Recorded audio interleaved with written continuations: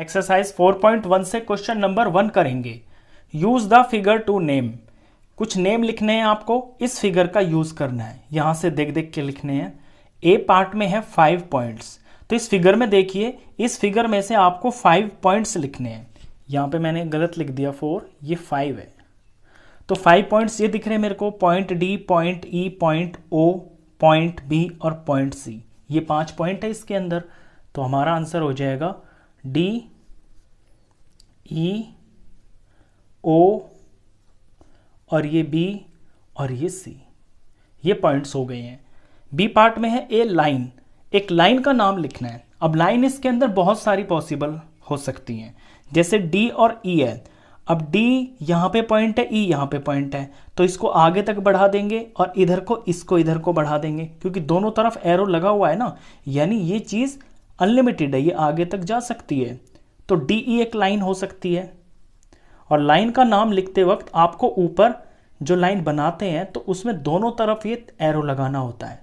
तो D E इसके अंदर लाइन हो सकती है, और भी इसके अंदर बहुत सारी हो सकती हैं, जैसे ओ, ई और बी भी हो सकती हैं।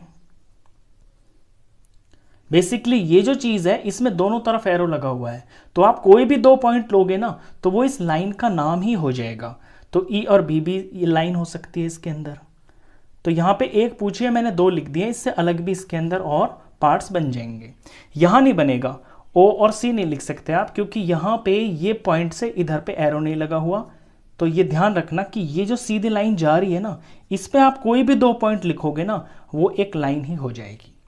सी पार्ट में है 4 रेज। अब रेज होती हैं जिनका इनिशियल पॉइंट होता है हमको पता कि यहां से निकल रही है, और जो दूसरा पॉइंट होता है वो हमें पता नहीं होता, वहां पे एरो होता है। तो यहां देखिए ओ और सी, ओ से सी की तरफ जा रही है, तो ओ इनिशियल पॉइंट है इस रे का। तो एक तो इसके अंदर ओ सी पॉसिबल हो सकती है।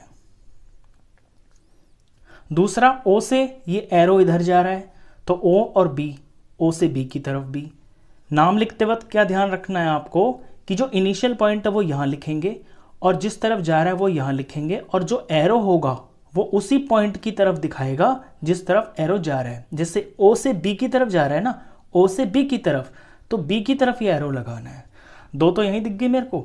अब ये इधर, इस पॉइंट से आप इधर की तरफ देखिए, ओ से डी, ओ डी जो है इसके अंदर एक रे हो गई है।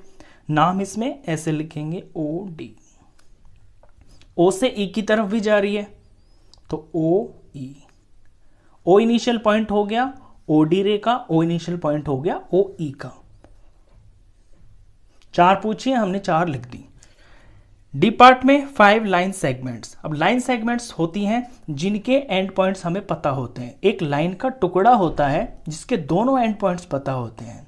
तो यहां जैसे कि ये डी और ई है, इतना जो टुकड़ा है डी और ई के अंदर का, ये लाइन सेगमेंट बोला जाएगा।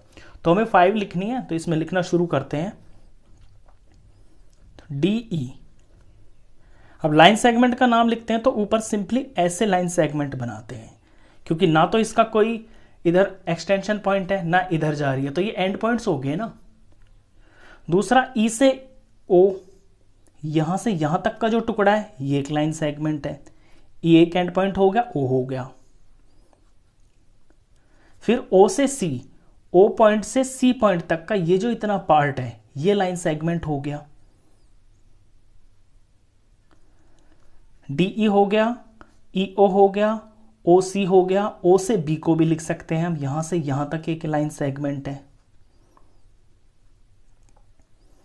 अब इसमें कोई और 2 पॉइंट ले लीजिए, जैसे डी और ओ ले लीजिए। तो डी से, डी पॉइंट से शुरू हुआ और ओ पॉइंट तक चला गया, तो ये इतनी बड़ी यहां से यहां तक, ये भी एक लाइन सेगमेंट है। तो हम ये भी लिख सकते हैं डी ओ। 5 पूछी थी हमने, 5 लिख दी। इसमें और भी लिख सकते हैं 1-2 एक्स्ट्रा और। ई से ओ भी लिख, ई से हम बी भी लिख सकते हैं, क्योंकि ई पॉइंट से बी पॉइंट, तो ये एक्स्ट्रा भी लिख देता हूं मैं, ई और ये बी भी है।